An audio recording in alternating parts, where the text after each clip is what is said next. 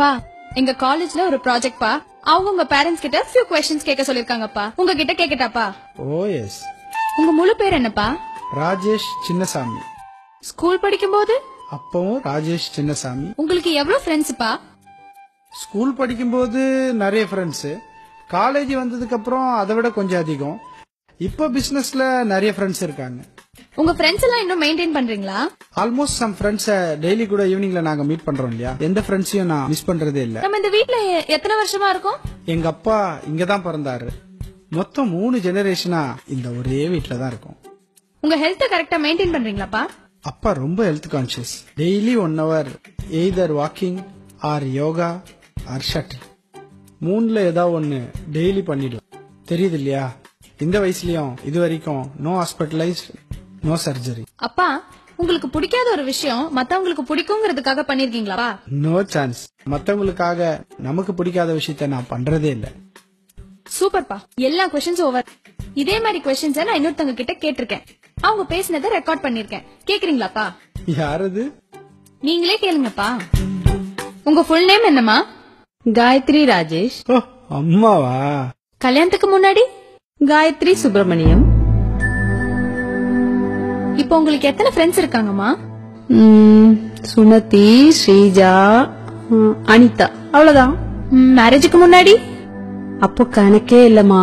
School friends, college friends, வீட்டு பக்கத்துல இருக்கிறவங்க நிறைய பேர் இருந்தாங்க. ஆனா இப்போ அப்பாவுக்கு யாரெல்லாம் ஃப்ரெண்ட்ஸோ அதுல சில பேரோட வைஃப் தான் எனக்கும் ஃப்ரெண்ட்ஸ்.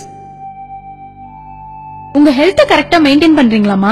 டைம் இருந்தா பண்ணலாம். காலையில ஒன்னு காலேஜுக்கு அனுப்பணும், தம்பிய ஸ்கூலுக்கு அனுப்பணும், அப்பாவா ஆபீஸ்க்கு அனுப்பணும், அதுக்கப்புறம் வீட்டு வேலை இதெல்லாம் இருக்குல்ல.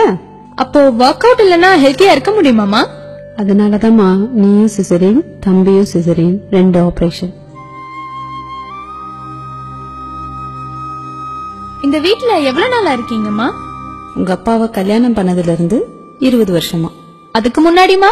அப்பவும் 20 வருஷம் தான் எங்க அப்பா அம்மா வீட்ல. மா அப்ப நீ தாத்தா பாட்டிய மிஸ் பண்றியாமா? உங்களுக்கு பிடிக்காத விஷயத்த யாருக்காகவாவது பிடிச்சு செஞ்சிருக்கீங்களாமா? மேரேஜுக்கு முன்னாடி நான் வெஜிடேரியன்.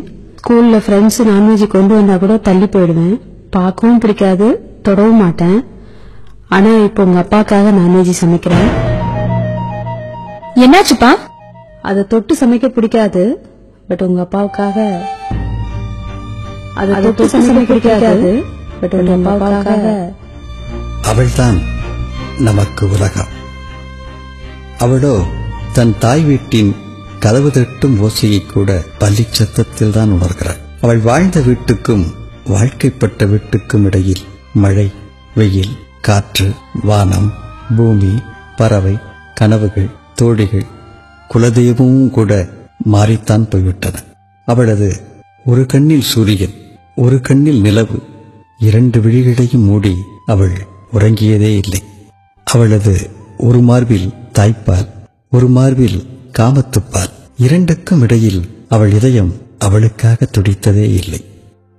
அவளது பெயரில் பாதி இப்போது கணவனுடையது.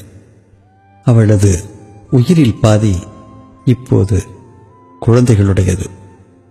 அவளின்றி அசையாது ஓரணுவும், ஒரு நிமிடமாவது அவளுக்காக துடிக்கட்டும் நம் இதயம்.